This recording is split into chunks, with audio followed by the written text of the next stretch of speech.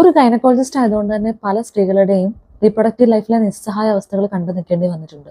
പലപ്പോഴും തോന്നാറുണ്ട് ഞങ്ങളുടെ നാട്ടിലെ പുരുഷന്മാർ സ്ത്രീകളെ പ്രസവിക്കാനും പ്രസവം നിർത്താനും ഒക്കെ ആയിട്ട് അങ്ങോട്ട് നിയോഗിച്ചിരിക്കുകയാണ്.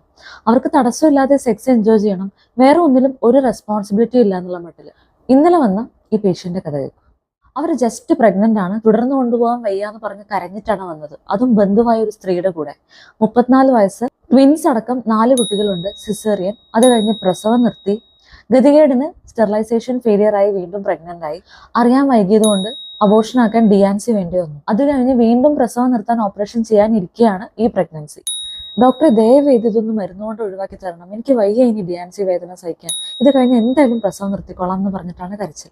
ഇതൊക്കെ കേൾക്കുമ്പോൾ ഞാൻ ആലോചിച്ചത് അവരുടെ ഭർത്താവിനെ കുറിച്ചാണ്. പ്രസവം നിർത്തൽ സർജറി ഫെയിലായി എന്ന് അറിഞ്ഞിട്ടും ഒരു കോണ്ടം പോലും ഉപയോഗിക്കാത്ത, വൈഫ് പ്രഗ്നന്റ് ആയിട്ട് അബോർഷന് വേണ്ടി കരയുമ്പോൾ ഡോക്ടറെ കാണാൻ ഒന്ന് കൂട്ടുപോലും വരാത്ത, 3 സിസേറിയൻ പ്രസവം നിർത്തൽ ഡിയാൻസി ഒക്കെ ചെയ്ത ആ ശരീരത്തിൽ തന്നെ വീണ്ടും പ്രസവം നിർത്താൻ പറഞ്ഞ ആ വ്യക്തിയെ ഒന്ന് കാണണം എന്ന് ഞാൻ പറഞ്ഞു.